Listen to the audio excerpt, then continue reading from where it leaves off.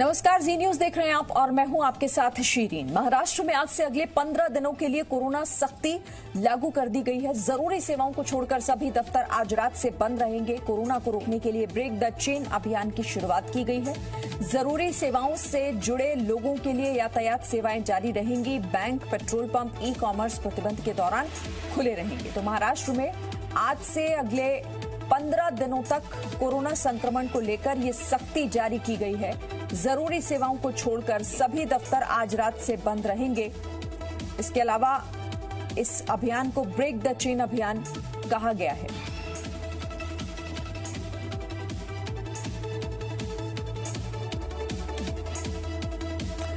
आपको बताते हैं कि महाराष्ट्र में कोरोना सख्ती में क्या क्या बंद रहेंगे, जिसमें सैलून, ब्यूटी पार्लर, रेस्टोरेंट में खाना, सिनेमा घर, शॉपिंग मॉल, धार्मिक स्थल, समुद्र किनारे जाना, ये सभी तरह की शूटिंग, जिम, स्पोर्ट्स कॉम्प्लेक्स, ये सब कुछ बंद रहेगा। महाराष्ट्र में बढ़ते हुए कोरोना संक्रमण को लेकर ये सख्त फैसला लिया गया है।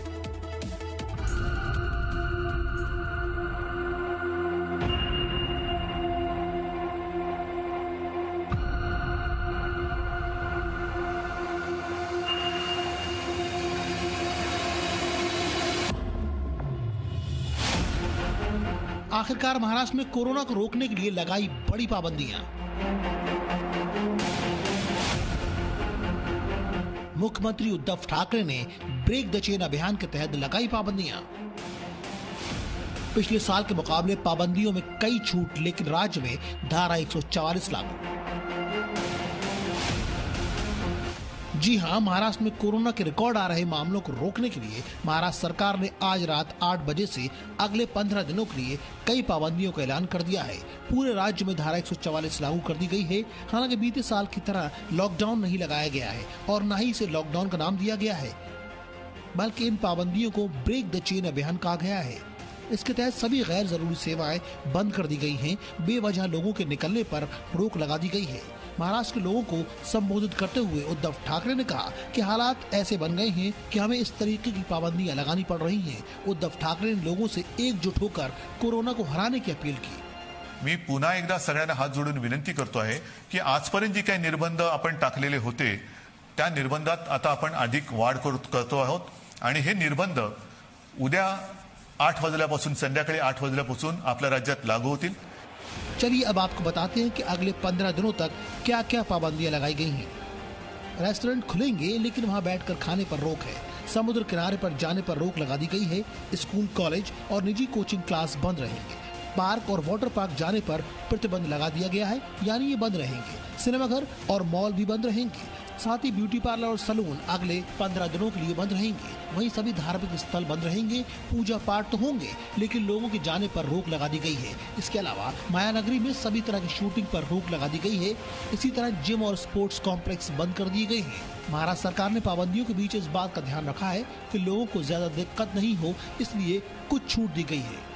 अगर छूट की बात करेंगे तो रेस्टोरेंट खुलेंगे, लेकिन केवल होम डिलीवरी या टेक अवे की सुविधा होगी। बैंक, बीमा कंपनियां खुलेंगी, साथ ही पेट्रोल पंप और ई कॉमर्स भी खुलेंगे। सुरक्षा गार्ड्स को काम पर जाने की छूट होगी। साथ ही मीडिया कर्मियों को भी छूट दी गई है। जरूरी सेवाओं के लिए ही केवल यातायात का इस्तेमाल होगा, यानी बस, ऑटो, लोकल सेवा जारी रहेगी। इसके साथ ही रास्ते के ढाबे, रेस्टोरेंट खुलेंगे, लेकिन वहाँ भी केवल होम डिलीवरी या टेक अवे की सुविधा होगी। मेडिकल सामान बनाने से जुड़ी कंपनियां खुलेंगी। दरअसल बीते 1 महीने में महाराष्ट्र में कोरोना का विस्फोट हो गया है। देश में कुल मामलों से आधा से ज्यादा मामले महाराष्ट्र से आ रहे हैं। पुणे, मुंबई, नासिक, नागपुर जैसे कई शहर कोरोना के सुपर सेंटर बन चुके हैं।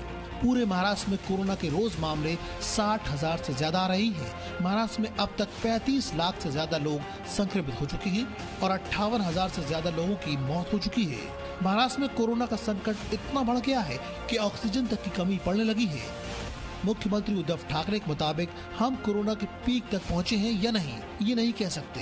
आंकड़ों में कब तक इजाफा जारी रहेगा, ये भी नहीं कहा जा सकता। इसलिए ये पाबंदियां लगाना जरूरी थी। जी न्यूज भी आपसे अपील करता है कि आप कोरोना की इस चेन को तोड़ने में मदद करें। घर में रहें और सुरक्षित रहें। अंकुर त्यागी, कृष्णा ठाकुर के साथ ब्यूरो रिपोर्ट, जी मीडिया।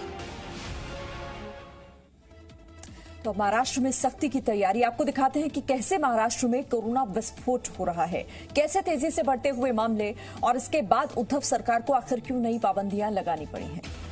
1 जनवरी जब ये आंकड़ा 3,509 का था, 22 फरवरी को यह आंकड़ा बढ़कर 6,971 हुआ, फिर 4 मार्च 9,855, 26 मार्च को 35,952, 28 मार्च को ये संख्या हुई 40,414 की, 6 अप्रैल को स्थिति और बिगड़ी 55,469 और 11 अप्रैल तक का आंकड़ा ये है कि 63,294